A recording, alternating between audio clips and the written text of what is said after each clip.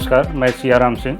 मैं मिर्ज़ापुर यूपी का रहने वाला हूँ। अभी करंटली लखनऊ में रह रहा हूँ। अभी मेरा बिज़नेस रियल इस्टेट ब्रोकर के तौर पे लखनऊ में चल रहा है। रियल इस्टेट में जो ब्रोकर के तौर पे लोग काम करते हैं, उसको कैसे हम नए तरीके से क्लाइंट्स को सर्विस दे सकते हैं, तो हमने सिंगल विंडो अपनाया। परचेजिंग से लेके कंस्ट्रक्शन से लेके लोन फैसिलिटीज एवरीथिंग। और धीरे धीरे हम 2 लोगों के साथ स्टार्ट किए थे। आज 50 से ज़्यादा लोगों की टीम हमारे साथ काम कर रही है। हमारी फर्म जो है एसआर ब्रोकर एलएलपी एक रेरा रजिस्टर्ड और फर्म है जो कि बिल्डर के साथ एसोसिएट होकर वर्क करती है।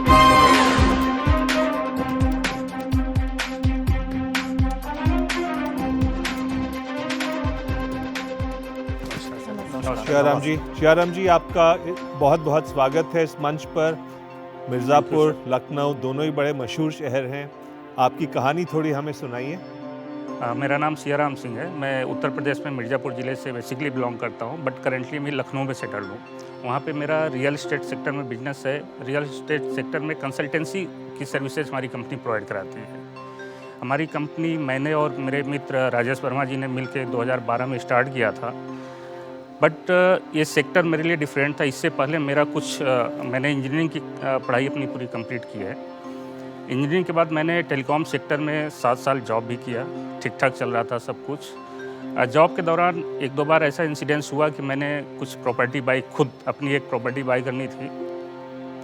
उस दौरान मैंने जो प्रॉपर्टी सेलेक्ट किया, जो मुझे दिखाया गया डेवलपर के थ्रू या एजेंट के थ्रू, उसी पे मैं आगे बढ़ा। इवन उस प्लॉट की रजिस्ट्री भी हो गई। जब मैं मौके पे पोजीशन लेने गया तो बड़ा सरप्राइजिंग था कि वो प्लॉट की लोकेशन कहीं और थी। मैं शॉक्ड। डेवलपर से भी बात किया, एजेंट से भी बात किया। उन्होंने कहा नहीं, अब तो यहीं है, वो तो मैं किसी और को बेच चुका हूँ।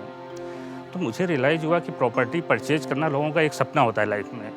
हार्ड अर्न मनी होती है जीवन की। नॉर्मल क्लाइंट्स या नॉर्मल लोग जो है 2-3 प्रॉपर्टी इससे ज़्यादा पूरी लाइफ खरीद नहीं पाते हैं। एक बार कहीं गलत जगह उनका पैसा फंस गया तो मतलब पूरी उनकी लाइफ मतलब ख़राब हो जाती है। तो इस चीज़ का मुझे रियलाइज़ हुआ कि ये तो सेक्टर में मतलब कोई किसी का ट्रांसपेरेंसी नहीं है, कोई चीज़ एक रेगुलाइज नहीं है कि हम अपनी दर्द, अपनी बात किसको कहें, किससे कंप्लेन करें।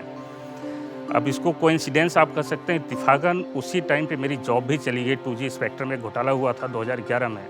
फिर मैंने डिस्कस किया मेरे फ्रेंड राजेश वर्मा जी से कि क्यों ना हम लोग इसको एक प्रोफेशनल तरीके से एक ऐसा प्लेटफॉर्म तैयार करें जहाँ पे कोई एक क्लाइंट लेमैन की तरह आए, उसको रियल इस्टेट का या प्रॉपर्टी के बारे में ABCD ना हो, और हमारे यहाँ आके वो स्टार्टिंग से लेकर लीगल टेक्निकलिटी सारी चीज़ें उसको एक सिंगल विंडो पे मिल जाए और उसको सही तरीके से उसका पैसा लगे, कहीं उसके साथ फ्रॉड ना हो। तो इस मोटिवेशन के साथ हम लोगों ने स्टार्ट किया 2012 में, और हम 2 लोग ही मिलकर। एक उदाहरण दीजिए। सपोज मैं आपके पास आई हूँ, मुझे मिर्ज़ापुर में प्लॉट लेना है, तो आप किस तरह से मुझे अलग तरीके से गाइड करेंगे? तो सबसे पहले मैं आपकी प्रोफाइल को एनालिसिस करता हूँ, आपकी क्या रिक्वायरमेंट है, आपकी अपनी सेविंग्स कितनी है, कितना बैंक लोन चाहते हैं।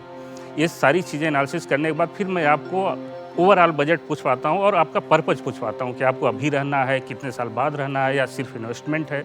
उसके हिसाब से मैं फिर अपने पास जो जो ऑप्शन होते हैं मैं आपको बताता हूँ प्रायोरिटी वाइज कि मैं ये आपके लिए पहली प्रायोरिटी हो सकती है।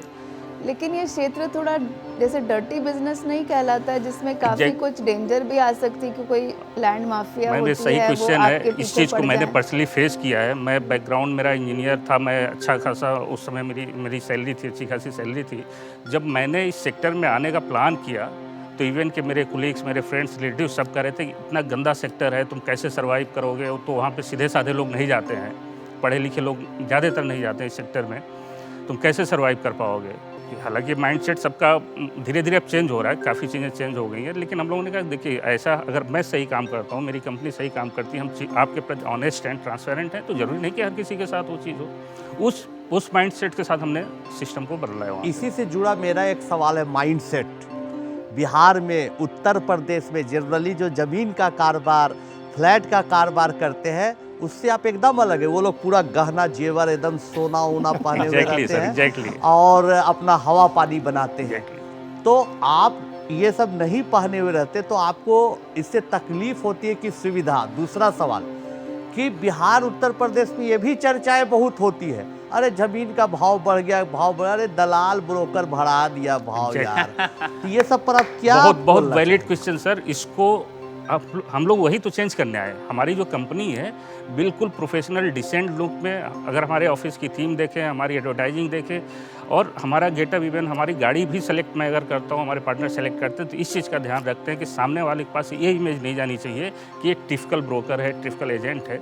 आज भी रिलेशनशिप मेंटेन कर रखा है। जो हम 10 साल पहले प्रॉपर्टी मुझसे लिया था, आज भी मेरे साथ कितने ट्रांजैक्शन कर लेते हैं महीने में? सर अभी तक 1000 प्लस। वो 1000 का एवरेज टिकट साइज क्या होगा अगर मैं टर्म्स अभी मैं सर जिस बिल्डर के साथ एसोसिएट हूँ उसके साथ मैं 10 साल से जुड़ा हूँ, तो हमारे यहाँ टिकट साइज स्टार्टिंग है 1 CR से। कई लोग देश भर में ये प्रोग्राम देखेंगे, आपकी बात सुनेंगे, शरीफ घरों से होंगे। अगर वो सोचते हैं कि इस बिज़नेस में मुझे घुसना चाहिए, नहीं घुसना चाहिए, तो एक या दो उनको एडवाइस दीजिए कि किस तरह से इस बिज़नेस में एंटर करें, किन चीज़ों को ध्यान में रखते हुए। सर ये बिजनेस में मैं तो कहूँगा कि हर कोई पढ़ा लिखा प्रोफेशनल आए, इस सेक्टर की इमेज को बदले, और आने के बाद वो अपनी इस सेक्टर में 2-3 चीज़ें हैं जिसको मैंने फॉलो किया। मैं चाहूँगा कि अगर कोई मुझे सुन रहा है, देख रहा है, तो ज़रूर फॉलो करें। इस सेक्टर में सबसे बड़ी चीज़ है अपने क्लाइंट्स के प्रति ऑनेस्ट रहना। आप उसको सही गाइड करिए। आपके दिमाग, आपका मोटिवेशन, आपका इंटेंशन ये नहीं होना चाहिए पैसे के लिए उसको गाइड करिए। अगर आप सही तरीके से उसको गाइड करो, उसको सही चीज़ मिल रही, तो पैसा अपने आप वो देते जाएगा। बहुत बढ़िया। ऑनेस्टी आपको यहाँ पे मेंटेन रखनी है। हमारे सेक्टर में अच्छी बात यह है सर कि आप कोई किसी डिग्री की ज़रूरत नहीं है। आप हार्ड वर्कर हैं, ऑनेस्ट हैं, और एक मिनिमम कैपिटल से आप शुरू कर सकते हैं। सबसे अच्छी बात यह है, हमने भी जब हमारी जॉब चली गई तो मेरे पास 6 महीने में अर्निंग सारी ख़त्म हो गई, तो हमने एक फैक्टर ये भी था इस सेक्टर में आने का कि मिनिमम कैपिटल से हम कैसे स्टार्ट कर सकते हैं। नहीं, बहुत इंस्पायरिंग स्टोरी है आपकी। बहुत बहुत धन्यवाद और lots of love and support for your future endeavours sir. Thank you.